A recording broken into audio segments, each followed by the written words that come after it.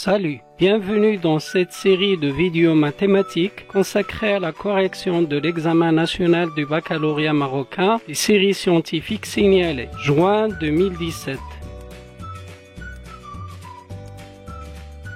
Cette fois, on va traiter l'exercice 1 sur la géométrie dans l'espace.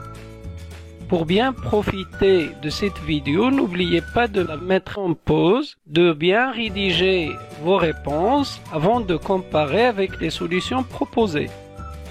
Question 1A.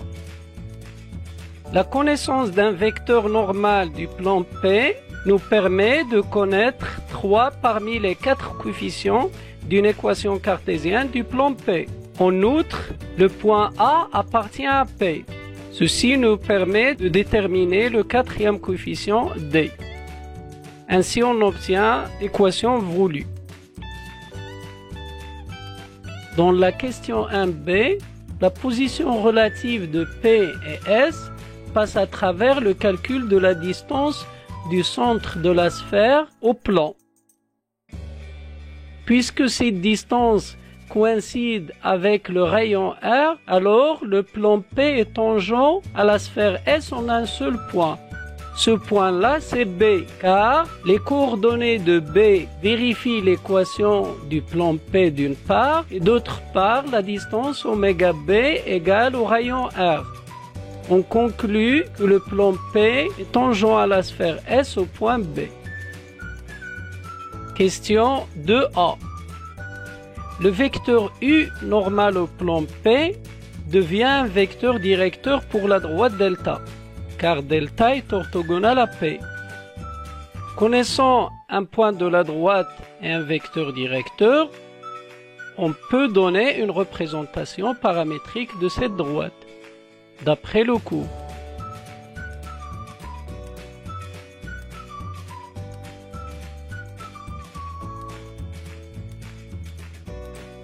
Question 2b. Connaissant le centre et le rayon de la sphère S, on peut donner une équation cartésienne de S. Pour étudier la position relative de S et delta, une première méthode consiste à résoudre le système formé par l'équation cartésienne de S et la représentation paramétrique de delta déterminée dans la question précédente. Ce système, par des équivalences successives, aboutit à une équation de second degré en T à discriminant nul, donc admettons une solution unique T égale 1. Cette valeur engendre un seul point de l'espace qui n'est autre que le point C, donc delta est tangente à la sphère S au point C. Une deuxième méthode consiste à utiliser la distance du centre de la sphère S à la droite delta via la formule usuelle d oméga delta.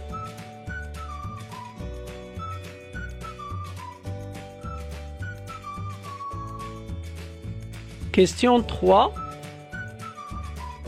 On commence d'abord par déterminer les coordonnées des deux vecteurs OC et OB. Puis on utilise l'expression analytique du produit vectoriel dans un repère orthonormé direct pour déterminer les coordonnées du vecteur OC vectoriel OB.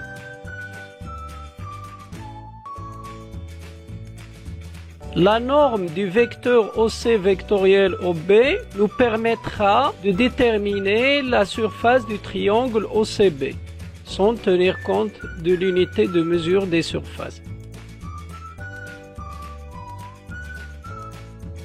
J'espère que cette vidéo vous a été utile. N'oubliez pas de voir mes autres vidéos. À la prochaine. Au revoir.